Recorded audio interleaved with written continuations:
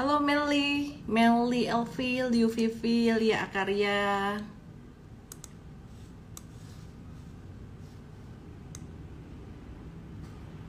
Julian Tolim, Tingkyut, Musdafira. Ada yang udah balik dari liburan nggak? Absen di sini, tulis nih. Aku udah balik dari liburan. Ada juga yang baru mau berangkat liburan. Ada juga yang nggak liburan kayak aku. Jadi kenapa saya nggak liburan? Pertama, karena saya terlalu malas merencanakan liburan tahun kemarin. Kedua, karena anakku banyak kegiatan di Desember ini, ada beberapa camp, jadi ya sudahlah, utamain kegiatan mereka dulu. Oke deh, jadi terus Desember ini banyak banget dapat kiriman makanan dari teman-teman, termasuk salah satunya ini. Enak, karena gratis. Enggak sih, karena emang enak sih. Halo Kwang Chen, Uci Zain, Willy Bordus Handaka, Winata Yohan, Bayu, Oki Wongso, mateng gak ada minumnya. WA Mbak dulu.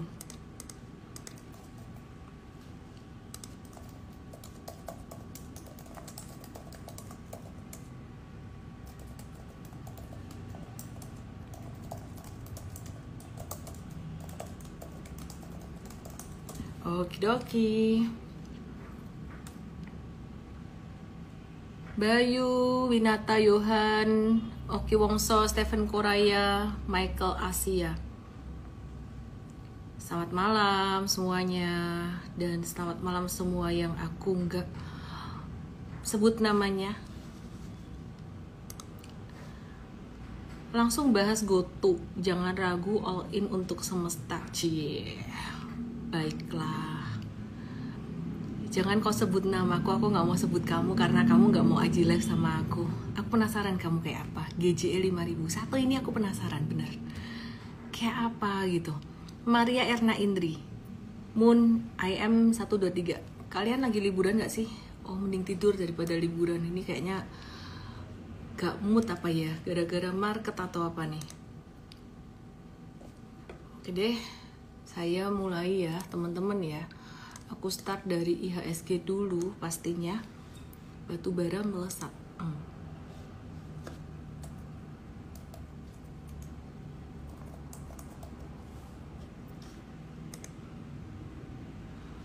Iya, ada naik sih. Newcastle Coal Futures-nya dia ada naik, bentuknya flag gini. Jadi habis koreksi dalam, terus dia naik V-shape recovery. Ini bentuknya langsung flag gini. Jadi saham-saham batubara emang pantas buat kita watch lagi sih teman-teman.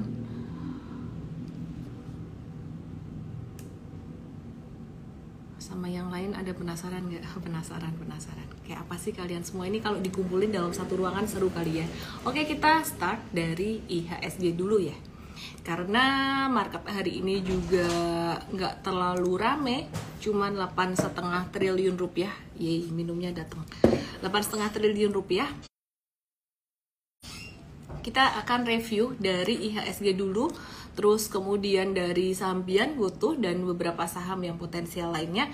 Terus kita akan kelar mungkin sekitaran 30 menit kali ya, buat teman-teman bisa menikmati liburan meskipun nggak liburan juga.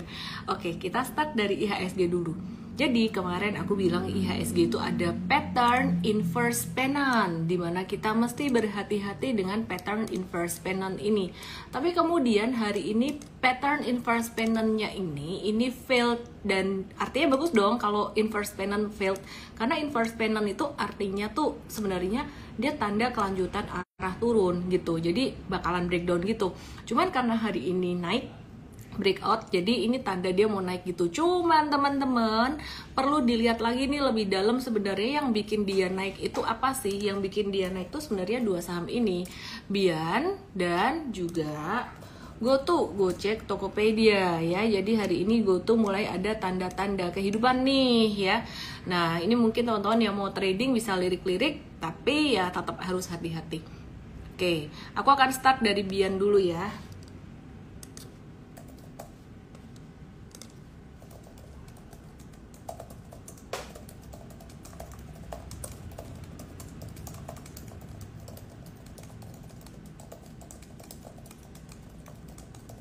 Oke, kita start dari Bian ya.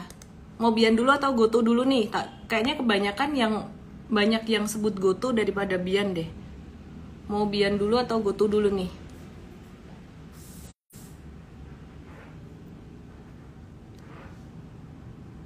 Bian dulu atau GoTo dulu?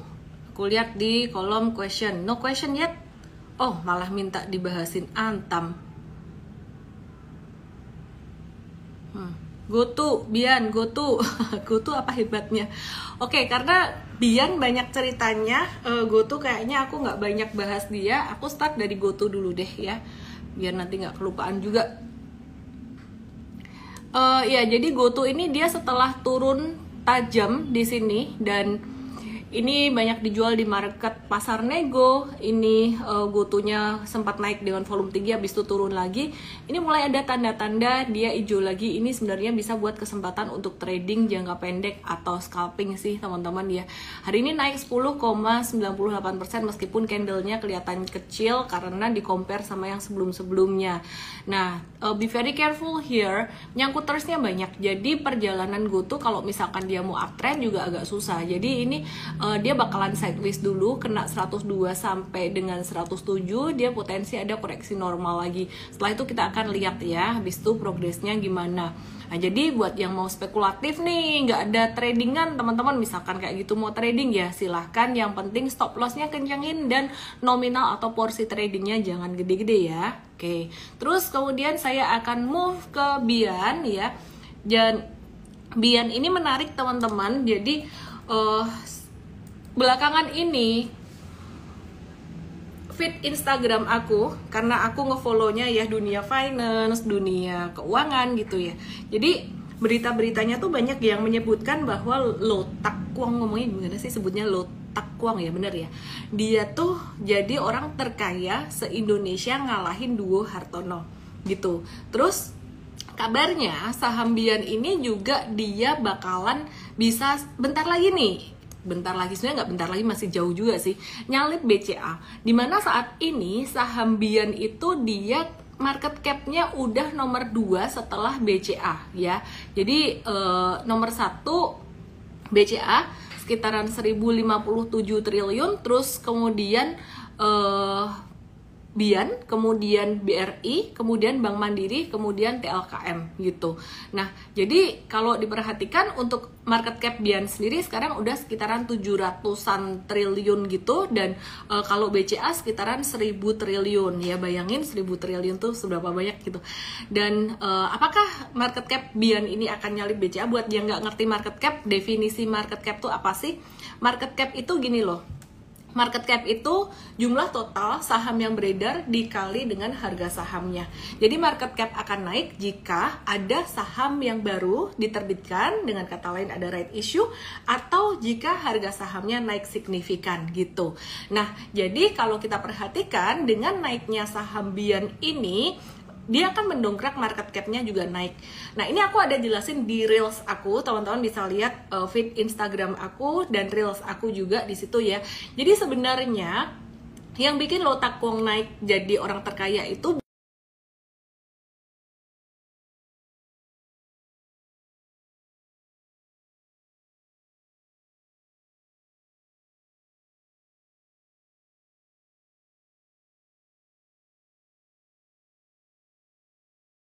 Bank Jago itu naik. Putus. Masa sih putus-putus koneksi ya? Bentar ya. Bentar. Oke, aku ambil wifi dulu ya. Anak aku lagi nggak di rumah.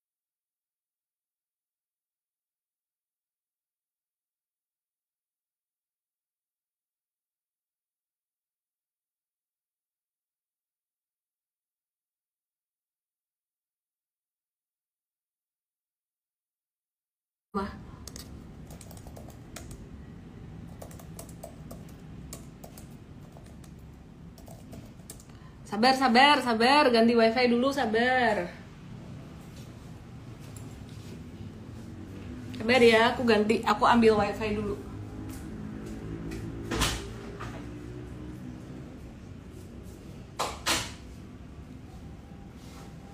Sabar ya, ganti internet dulu ya, Duh. Sabar. Oke deh, udah lancar sekarang. Tadi terakhir aku ngomong apa ya? Aku ulang ya. Jadi tadi tuh aku ada bikin satu reels, teman-teman bisa lihat di feed Instagram aku.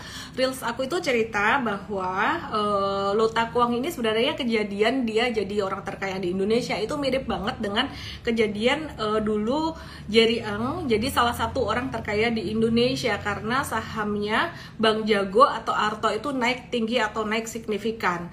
Nah, kemudian baru aja tadi aku lihat salah satu feed dari CNBC Indonesia katanya nih kekayaan Jerry Eng itu turun 39 triliun.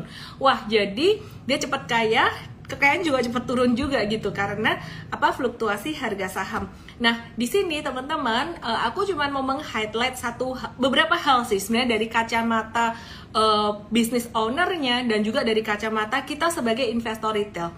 Nah, kita sebagai kacamata dari pemilik saham dulu nih, pemilik saham. Teman-teman, artinya gini, kalau kalian punya kekayaan dalam bentuk keuntungan investasi, itu sebenarnya belum benar-benar jadi keuntungan. Kenapa? Karena kalau belum dijual, ya belum jadi benar-benar jadi cuan gitu. Bisa jadi dari cuan jadi rugi. Makanya di sini mesti selektif memilih saham untuk diinvestasi. Kemudian yang kedua, teman-teman, be very careful ketika membeli satu saham ya. Be very careful beli satu saham. Kenapa? Karena jangan cuma ngikutin tren harga saham naik doang. Even buat trader ya, jadi untuk trader memang Bian ini sangat menarik sekali. Tapi hati-hati kalau misalkan kamu belinya kebanyakan, kamu akan susah jualannya karena likuiditasnya dikit dan juga dengan kapitalisasi Bian yang begitu gede, dia tuh bisa memberikan pengaruh pergerakan pada IHSG, memberikan bobot yang besar terhadap penghitungan IHSG. Tapi pemilik dari saham Bian ini sendiri, jumlah investornya, kepemilikan saham itu jumlahnya tuh dikit banget dibandingkan dengan BCA dan BMRI, BBRI, TLKM dan lain-lain gitu. Ya, jadi be very careful di sini, teman-teman. Aku udah warn dulu kalau kalian ada trading saham Bian, ini kalau aku lihat chartnya di sini, ini udah irrational. Jadi chart yang kayak gini nih udah irrational. Nah, kalau teman-teman perhatikan dari awal tahun 2022, ini saham ini udah naik berapa persen. Memang ada saham-saham lain yang naiknya lebih tinggi daripada saham Bian ini. Cuman kalau kita perhatikan ya, nggak usah ngomong dari awal tahun deh, kita ngomong aja dari November. November itu sejak dia keluar dari masa sideways-nya sampai saat ini naiknya udah sekitaran 231% dalam 2 bulan gitu. Ya, terus dalam 1 bulan.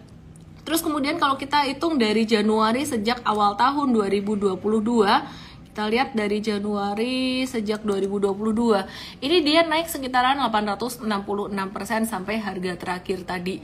Jadi ya teman-teman, ini udah naiknya udah lumayan signifikan banget. Dan kalau dilihat dari monthly chartnya, aku simpel aja sih ngelihat satu saham itu dia rasional atau enggak. Jadi dia cenderung oke atau enggak. Ini aku ngelihatnya dari monthly chart. Nah, kalau kalian nanya, Bian bisa naik sampai berapa? Aku nggak akan jawab Bian naik sampai berapa. Justru aku akan jawab dia bisa turun sampai berapa. Kalau misalkan teman-teman tanya dia bisa turun sampai berapa, ini kalau aku pakai Fibonacci 50 aja, dia bakalan bisa turun itu sampai sekitaran 14.000 atau 12.000-an ya. Jadi teman-teman lihat Fibonacci 50-nya tuh di 12.800. Jadi kalau kalian FOMO beli sekarang, beli di pucuk 23.400 dibeli hajar bleh karena masih naik terus dan gak ngerti ilmunya, nyangkut bisa sampai ke 12.800. Dan jika nanti likuiditasnya hilang, bid overnya hilang, ya susah jualannya. Resiko paling besar dalam pasar saham bukan kalau harga sahamnya turun, tapi kalau nggak ada bidnya, alias kalian mau jualan nggak ada yang mau ngebeli, itu resiko yang paling besar. Kemudian yang jadi resiko lagi kalau misalkan kita beli satu saham, bukan cuman dari pergerakan harga saham dan likuiditas, tapi kalau misalkan sampai ada satu emiten yang di delisting. Dalam hal ini aku bukan ngomongin Bian yang delisting, enggak gitu, karena batubara memang masih bagus ke depan dan ini harga batubara memang masih naik. Tapi kalau kita ngelihat dari sentimen kenaikan harga batubara, iya harga batubara sempat naik akhir-akhir ini dalam sebulan terakhir, ada V-shape recovery tadi aku kasih lihat teman-teman ya. Cuman nggak rasional juga, dimana saham-saham batubara yang lainnya tuh kena efek dari kenaikan harga batu bara tuh udah tercermin di harga sahamnya tuh sama beberapa bulan kemarin gitu. Dan aku ngelihat nanti batu bara akan bagus lagi di kuartal 1 2023 ketika laporan keuangan di kuartal 4 ini keluar, hasilnya pasti bagus gitu. Nah, ini ada yang bilang kalau Bian turun IHSG ikut juga. Bener banget, karena apa? Karena Bian itu sekarang dia sudah mempengaruhi IHSG itu sekitar 6%, dan itu udah sama kayak bobotnya TLKM ASII, mungkin menyamai kayak BMRI dan BBRI juga, karena market cap-nya udah sekitar nomor 2 atau nomor 3 gitu setelah BCA. Jadi dia sama BRI itu naik dan turun, naik turun terus. Kadang Bian nomor 2, kadang Biannya nomor 3 setelah BRI, beda-beda dikit gitu. Ya, jadi kalau sama BCA sih jaraknya lumayan jauh, sekitaran 250 sampai 300-an triliun. Jadi mungkin belum tentu akan kekejar. Nah, terus teman-teman kalau nanya ya, bicara tentang orang terkaya di Indonesia, Duo Hartono, dan juga dibandingkan dengan Lo Tak Wong atau orang lainnya, kita mesti ngelihat kekayaan itu bukan cuman ngelihat dari aset investasi aja yang cuman dari fluktuasi naik dan turunnya. Sebenarnya teman-teman, kekayaan di sini kan dihitung dari aset ya. Mungkin teman-teman kalau mau lihat orang yang benar-benar kaya, sebenarnya orang yang benar-benar kaya tuh dilihat dari cashnya. Dia cash rich nggak? Kaya aset belum tentu dia kaya gitu, karena bisa jadi dikurangi dengan hutang dan lain-lain sebagainya gitu ya. Nah, jadi ada satu perusahaan di Solo juga dia utangnya sangat gede sekali, mungkin teman-teman ada yang tahu juga gitu. Jadi teman-teman di sini kita mesti ngeliat juga kaya tuh kaya yang kayak gimana, kaya cash atau gimana. Nah, sama nih ketika teman-teman berbisnis, kita pribadi ya, misalkan teman-teman bisnis, saya dan teman-teman bisnis gitu. Yang dimau tuh sebenarnya apa sih? Aku pernah ngebahas di YouTube aku tentang perusahaan yang new economy dengan old economy di YouTube aku. Tapi aku bukan ngebahas masalah new atau old-nya. Sebenarnya aku ngebahas dari cara make money-nya. Nah, di sini ada dua cara make money. Kalau orang yang jadul-jadul yang kuno punya ya, itu mungkin cara make money-nya tuh dapat dari cuan bisnis, cuan usaha. Itu paling simple. Mau kaya, cuan, dapat cash, selesai. Tapi banyak juga orang di zaman sekarang ini yang mendapatkan keuntungan dengan cara menggoreng valuasi. Ya, jadi perusahaan ini dia digoreng valuasinya dengan cara apa? Dijual ke investor yang lebih gede lagi. Dengan cara gimana? Ngejual story, ngejual growth ke depan, growth-nya gimana, dan seterusnya. Dan itulah yang terjadi pada bubble fintech. Bukan fintech aja ya, bukan fin aja. Tapi bubble perusahaan-perusahaan teknologi yang terjadi pada tahun 2020-2021 kemarin. Sehingga banyak banget investor-investor yang invest pada perusahaan teknologi, invest gede-gedean, berharap supaya valuasinya naik. Tapi ternyata malah banyak yang boncos, banyak yang jualan. Banyak yang menggunakan uang itu untuk bakar duit yang nggak jelas demi pertumbuhan growth yang cepat tapi nggak ada hasilnya. Dan akhirnya ya teman-teman melihat banyak sekali terjadi layoff adalah satu hal yang menurut aku wajar pada masa konsolidasi. Tapi di sini yang perlu digarisbawahi adalah cara make money-nya. Nah, sebagai seorang pebisnis, sebagai seorang investor, teman-teman tuh maunya gimana nih? Ada dua macam nih. Kamu pengennya tuh cuan dari bisnis kamu, dari labanya, atau kamu pengennya tuh kamu dapat duit dari menggoreng valuasi ini. Mungkin kata menggoreng valuasi agak kurang enak didengar ya, tapi mungkin bahasa yang lebih halus adalah mendapatkan keuntungan dari growth valuasi perusahaan tersebut. Tonton selengkapnya di YouTube aku di M-Trade ya, YouTube M-Trade, mungkin scroll dikit ya tentang perusahaan new economy dan old economy. Kalau teman-teman tanya saya lebih prefer perusahaan yang cash-nya gede, cash rich, karena kalau buat investasi jangka panjang dari kacamata investor itu jauh lebih aman, jauh lebih secure. Terus kalau bisnis gimana? Sama juga. Bisnis utama kamu itu harus cash rich, kecuali kalau kamu pengen bisnis yang mendapatkan keuntungan dari growth valuasi, itu adalah bisnis kedua, ketiga, dan keempat. Karena resiko dari bisnis dari growth valuasi ini keuntungannya dari jual saham jual saham kamu di atas gitu. Itu resikonya agak tinggi. Jadi aku prefer kalau yang tipe kedua ini, aku prefer berinvestasi di Bursa Efek Indonesia, di emiten-emiten yang udah listed di bursa kita. Ya, jadi aku beli saham-saham yang under value, kemudian kita hold sampai dia over value dan kita jual. Salah satu sektor yang aku suka banget untuk aku value investing dengan cara seperti itu, beli pas under value, jual pas over value, itu sektor properti. Kenapa? Karena aku pernah mengalami di tahun 2009 waktu itu ketika aku switch dari satu saham yang mungkin kalian tahu lah, saham yang membumi, aku switch jualan di situ dan aku masuk ke salah satu saham properti yang valuasinya memang lagi murah banget. Kemudian 5 tahun berikutnya saham properti itu jadi overvalue dan aku jual. Di situ aku pertama kali mendapatkan keuntungan dari value investing ya. Jadi mungkin beda dengan Warren Buffett yang dia nggak pernah jual selamanya kalau perusahaannya masih bagus. Tapi waktu itu aku jual dan aku mendapatkan keuntungan. Kali ini saham properti itu juga mereka lagi valuasinya lagi murah-murahnya, di bawah standar deviasi -1 ya, masih banyak yang murah saham properti. Dan mungkin kalau kita menabur saat ini, kita akan menuai tahun depan, 2 tahun atau 3 tahun ke depan, saya nggak tahu gitu. Dan memang temanya saat ini kalau saya bawa tema trading mungkin agak susah buat teman-teman pemula. Trading itu saat ini benar-benar yang ngamatin market banget, yang dapat cuan.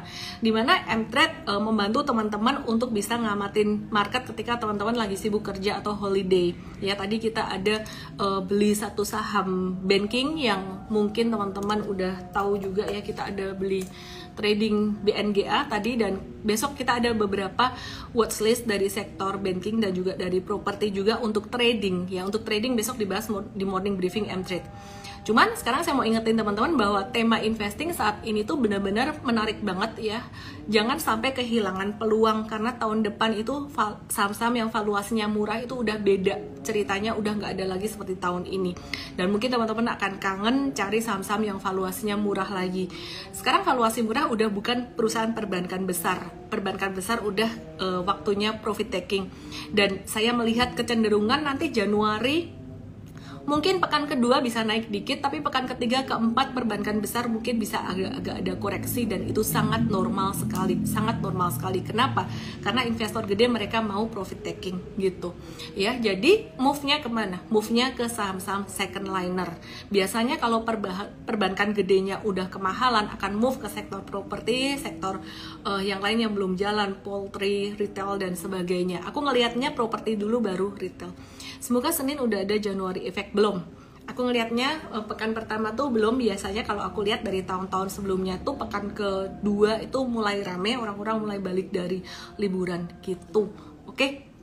Konstruksi gimana? Yang BUMN masih agak susah nih, karena IKN ini Presiden Jokowi ngumpulin duit buat modal IKN ini agak-agak berat ya. Dan ini banyak yang skeptis juga, nanti kalau Presiden Jokowi udah nggak jadi presiden, siapa yang lanjutin gitu, penerusnya bakalan lanjutin IKN ini atau enggak gitu. Jadi konstruksi masih nunggu sentimen dulu. Aku update dikit tentang sentimen COVID di China, karena ini agak-agak heboh juga. COVID-nya naik tinggi, padahal mereka udah mulai menghentikan zero COVID ya. Zero COVID ini ada dampak positif dan dampak negatifnya. Dampak negatifnya adalah ya nanti kalau misalkan COVID merebak lagi, bisa terjadi lockdown lagi di mana-mana gitu. Kita harap enggak. Dan positifnya ya, komoditas metals dan minyak ini naik pasca kepastian reopening China. Jadi teman-teman, ini tembaga ini naik 2,9%, nikel juga naik, timah, emas, minyak naik, dan batu bara juga naik ya, karena permintaan di akhir tahun juga naik. Terus ini ada kabar bagus juga, penjualan retail di Amerika naik karena musim liburan. Cuman kalau penjualan di Amerika naik ya, di tengah isu resesi, ini bakalan naikin inflasi juga di Amerika, bakalan membayangi the Fed untuk mereka mempercepat laju kenaikan suku bunga, padahal yang dimau adalah inflasinya turun. Saya harap mereka juga cukup memahami bahwa ini seasonal aja. Oke, terus di Indonesia ada sentimen yang cukup dibilang positif, dibilang negatif gitu. Jadi kalau dibilang positif, sentimen di Indonesia tuh, teman-teman, kalau kita bilang positif, tentang hilirisasi bauksit ya. Hilirisasi bauksit ini atau larangan ekspor bauksit ini ke depan akan jadi peluang bagus buat Indonesia untuk mendapatkan devisa ke Indonesia, plus nanti nilai jualnya pasti juga akan lebih bagus karena diolah dulu. Tapi dalam jangka pendek ini bikin pusing beberapa perusahaan yang saat ini mengekspor bauksit, karena mereka jadi bingung nanti kalau nggak boleh ekspor, serapan dalam negerinya tuh gimana gitu. Karena untuk produk-produk baru yang udah diolah itu kan nggak bisa langsung begitu aja. Jadi ini jadi tantangan buat saham Antam ya, ANTM tuh jadi tantangan buat Antam. Oke, Adaro bagi dividen gimana tuh? Bagus dong, enjoy aja. Oke ya.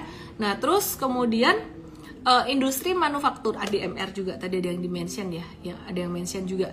Industri manufaktur, kita lihat industri manufaktur ini pertumbuhannya menyentuh level 5% gitu, sedangkan proyeksi tahun depan itu di 5,4%. Jadi manufaktur masih akan oke, jadi satu katalis positif buat perekonomian Indonesia. Tapi ini satu faktor aja, masih banyak faktor-faktor yang lainnya gitu. Oke. Kita balik lagi ke Bian, mau balik lagi nggak ke Bian? Bian ini secara fundamental sebenarnya menarik, dia tuh laba kotornya dia tuh sekitaran naik ke 124% year on year, dan juga laba bersihnya 118% year on year, dan dia merupakan salah satu yang memproduksi coal yang paling besar untuk Bian ini, dan merupakan perusahaan dengan lowest cost production gitu. Terus kemudian dia juga ada diversifikasi produk batu bara, kalori rendah dan kalori tinggi. Pangsa pasarnya juga cukup luas gitu. Tapi teman-teman, sekali lagi yang aku highlight di sini untuk Bian sebenarnya satu poin aja cukup, yaitu likuiditas dari sahamnya, bid overnya aja. Oke ya. Jadi teman-teman tuh buat trading aja kali gitu. Oke, terus kemudian aku mau review untuk beberapa saham yang tadi aku bahas. Ini banyak yang nanya, Adaro, worth it nggak dikejar dividennya? Kalau kalian nanya saya tuh bukan pengejar dividen gitu. Cuman kalau kalian mau kejar dividen ya nggak apa-apa. Yang penting siap dengan fluktuasinya atau dividen trap gitu. Nah, ini untuk Adaro sendiri teman-teman, kalau perhatikan saat ini tuh dia lagi di area support sebenarnya untuk Adaro ya. Jadi ada potensi untuk pantulan melihat harga batubara juga lagi cukup naik gitu. Cuman teman-teman, sekali lagi kalau bicara tentang dividen, aku pribadi bukan pengejar dividen. Aku kalau investasi aku cenderung fokus ke portfolio growth. Mungkin aku dulunya berawal sebagai trader fokus di harga sahamnya. Jadi kalau aku invest, aku juga masih fokusnya di harga sahamnya. Dividen tuh kayak bonus aja buat aku. Karena kenapa? Karena saham-saham yang dividennya gede itu kebanyakan sahamnya tuh fluktuasinya tuh lumayan, naik turunnya lumayan. Nah, ini banyak yang nanya Harum juga nih, katanya Harum lama-lama apek, dia bilang gitu. Oke, mari kita bahas Harum. Emang nggak capek kejar-kejaran sama dividen? Harum Energy ini lagi mau downtrend teman-teman, dan ini breakdown dari masa sideways-nya. Jadi ya biarin dia konsolidasi dulu. Yang namanya saham ya ada naik turun, jangan dipaksa naik terus. Kita nge-flow aja, Jack, ngikutin flow-nya. Kalau misalkan dia turun ya kita bye-bye dulu. Kalau misalkan dia lagi baper nih ya kita jauh-jauh dulu. Nanti kalau dia udah baik lagi ya kita masuk lagi. Kira-kira kayak gitu untuk saham-saham komoditi. Always saham-saham komoditi kita nggak mau untuk investasi jangka panjang atau komitmen lama. Jadi buat trading aja. Saratoga kemarin kita juga lagi out untuk Saratoga, terutama buat trading ya teman-teman. Cuman hari ini dia mulai keluar lagi nih tanda-tanda hijau, jadi kita melihat bahwa Saratoga dia breakdown dari tren naik jangka pendeknya, tapi dia akan mulai sideways. Dia akan mulai sideways di sini ya. Jadi support 2530 ini kesentuh 2 kali di level 29 November, dan juga hari ini tadi dia mantul di 2530. Jadi Saratoga bakalan zigzag ini. Jadi kita wait and see dulu teman-teman gitu. Oke, terus Breeze, ini ada yang nanya Breeze tuh kita ngelihat kemarin ada tanda-tanda akumulasi, cuman karena udah tiba-tiba naiknya ketinggian setelah ada tanda reversal turun, tiba-tiba dia langsung naik boom gitu. Jadi kita biarin dulu, kita lagi watch lagi Breeze-nya, dia bakalan konsolidasi sampai ke supportnya di level 1105 akan zigzag begini. Jadi ya wait and see dulu untuk Breeze, tapi menarik banget untuk di watch untuk saham ini. Dan besok di morning briefing M-Trade bersama dengan coach M-Trade. Jadi aku ngomong dulu nih biar teman-teman kita sama-sama manage ekspektasi bahwa di morning briefing itu tim coach M-Trade yang udah pengalaman, mereka akan membantu teman-teman, jadi nggak bisa semuanya sama saya terus gitu, meskipun saya juga saya pantau ya. Jadi besok ada sekitar 1, 2, 3, 4, 5, 6 watchlist untuk saham di M-Trade buat trading. Oke? Tadi ada yang nanya sama saya di DM, kok di DM sih, di komen, Avia gimana nih, Avianya turun, breakdown ya wes toh, kalau breakdown hindari dulu, ini breakdown dengan volume transaksi lumayan gede, hindari dulu ya. Oke, terus ini ada yang nanya Sido, mari kita lihat untuk saham Sido muncul, gimana kabarnya untuk Sido muncul? Sido muncul masih oke-oke aja kok, masih oke-oke aja, dan ini M-Trade juga waktu itu udah masuk untuk investasi jangka panjang, malah ini ada pattern inverse head and shoulders. Jadi kita ngelihat di 2023 nanti Sido muncul berpotensi untuk tumbuh baik secara fundamental penjualan maupun harga sahamnya juga. Oke deh teman-teman, aku mau infoin bahwa kita lagi hiring ya, teman-teman ya. Hiring coach, teman-teman akan diajarin trading dan juga technical, fundamental. Kita prefer yang stay di Solo, coachnya usianya maksimal 26 tahun, jadi kita open buat fresh grade, open juga buat yang udah pernah kerja. Sebenarnya yang paling penting ngerti technical, ngikutin IG live aku tiap hari. Jadi kasih tahu buat teman-teman kamu yang lagi ada di Solo atau dimanapun juga, oke ya. Terus teman-teman aku mau infoin juga untuk Mvest saat ini masih early bird. Jadi teman-teman program investasi mumpung marketnya masih banyak yang valuasinya murah. Wah kan udah tahu nih saham properti valuasi murah, tapi gimana manage portfolionya? Gimana kalau sahamnya turun, pusing nih, bingung nih, kayak ICBP dulu aku pernah turun 20%. Bingung nih dijual nggak? Oh aku nggak jual, terus kemudian naik. Tapi GGRM ternyata turun juga, jadi banyak yang bingung kalau nggak dijual ternyata naik, kalau nggak dijual ternyata turun, kalau dijual ternyata naik. Jadi teman-teman kita akan bantu teman-teman untuk manage portfolio investasi teman-teman sendiri gitu. Oke. Udah 26 kali 2 ya, kasih tahu teman-temannya aja. Oke, sekarang aku mau bahas saham yang rame ditanyain di kolom question. Di sini ada pertanyaan BBNI dan juga Antam yang di posisi atas banget, yang artinya banyak yang mau nanyain ini. Ini Adi Wedanuri, dia nanya BBNI dan di like banyak orang. Nah BBNI sendiri saat ini tren dari teknikalnya masih naik. Untuk valuasi secara fundamental udah nggak murah-murah amat sebenarnya. Dan sekarang lagi di area support untuk BBNI-nya ya. Jadi kita bisa trading dan kita juga bisa untuk investasi jangka panjang. Cuman kalau modal kamu terbatas, aku saranin wait and see dulu teman-teman yang mau investasi jangka panjang. Oke, terus kemudian di sini aku mau review juga Antam yang di peringkat kedua di kolom question. Banyak yang nanyain nomor 1 deh sekarang Antam.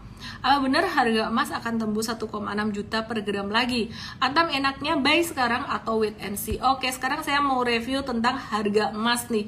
Harga emas kalau kalian lihat dari secara USD itu beda dengan harga rupiah. Karena kalau harga emas USD yang kalian lihat di berita-berita harga emas naik itu emas secara USD, emas per troy ounce. Sedangkan kalau emas yang di Indonesia itu ada faktor pengalinya lagi, yaitu faktor pengalinya adalah nilai tukar rupiah terhadap US dollar. Jadi kalau kalian belinya adalah emas Antam atau emas batangan, teman-teman perhatikan nilai yang di Indonesia, harga di Indonesia. Sedangkan kalau kalian trading ya, trading emas kayak forex gitu, teman-teman trading. Jadi teman-teman perhatikan yang harga USD-nya. Sekarang kita lihat dulu harga emas.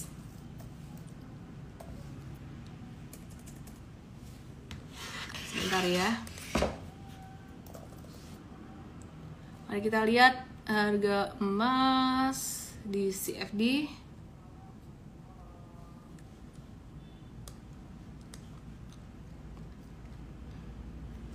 Aku pakai ini di TradingView, kodenya aku pakai yang gold ini. Ada beberapa sih sebenarnya, kalau mau dilihat yang lain juga nggak apa-apa. Mirip-mirip, jadi aku pakai yang ini ya teman-teman ya. Ini patternnya untuk harga emas secara USD dia naik. Dan kalau kalian perhatikan, ini tuh kebalikan sama nilai tukar rupiah terhadap US dollar. Jadi ketika US dollarnya naik, emasnya turun. Tapi ketika ketika US dollarnya turun, emasnya naik. Jadi teman-teman kalau perhatiin efeknya ke Antam ya gimana? Efeknya ke Antam mesti perhatikan nilai tukar US dollar terhadap rupiah. Nih, teman-teman perhatiin, waktu itu emasnya turun, USD-nya naik. Nah sekarang emasnya naik, USD-nya dia udah mulai flat gitu. Ya, jadi dia udah mulai konsolidasi. Plus kita bisa melihat untuk indeks US dollar. Bentar ya.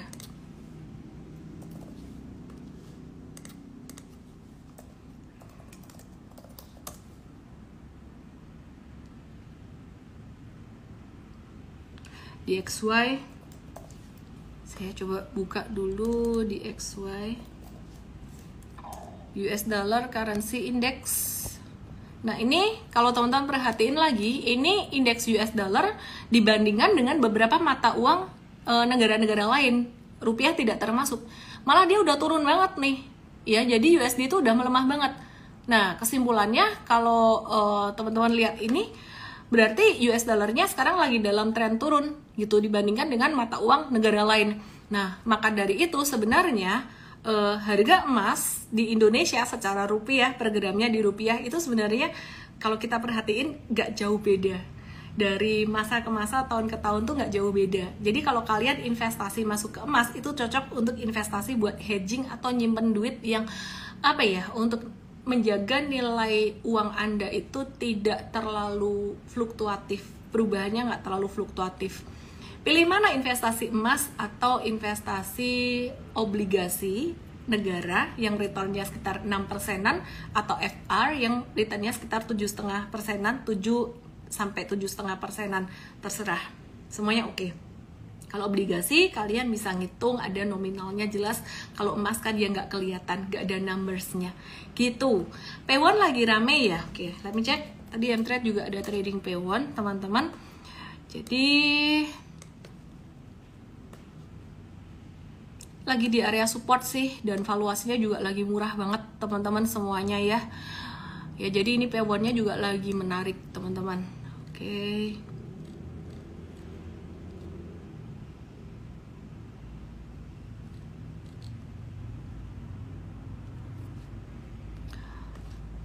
Oke deh, aku mau kasih satu update dikit tentang Gojek Tokopedia.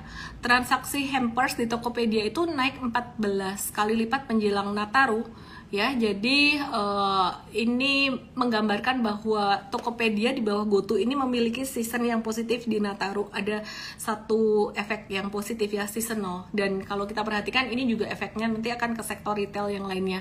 Tapi apakah ini akan ngefek ke saham GoTo? Kayaknya efeknya ada tapi nggak terlalu banyak. Technical rebound jangka pendek aja. Oke deh teman-teman, berhubung ini lagi holiday mood, holiday season, jadi teman-teman bisa spend time more with the family. Aku juga mau makan, aku belum makan tadi karena siang kebanyakan makan. Jadi ini perut harus dijaga. Makan malam biar nggak gendut, gimana ya? Suka makan malam tapi nggak gendut. Oke teman-teman, sampai di sini aja Instagram Live malam hari ini. Jangan lupa teman-teman join dengan program Invest, masih early bird. Teman-teman bisa ke bit.ly/daftar Invest untuk dapat edukasi tentang investing, diajarin manage portfolio, juga ada edukasinya lengkap, silabusnya bisa cek di situ. Saya Ellen May, salam profit, thank you semuanya. Happy holiday. Bye bye. Bagi-bagi.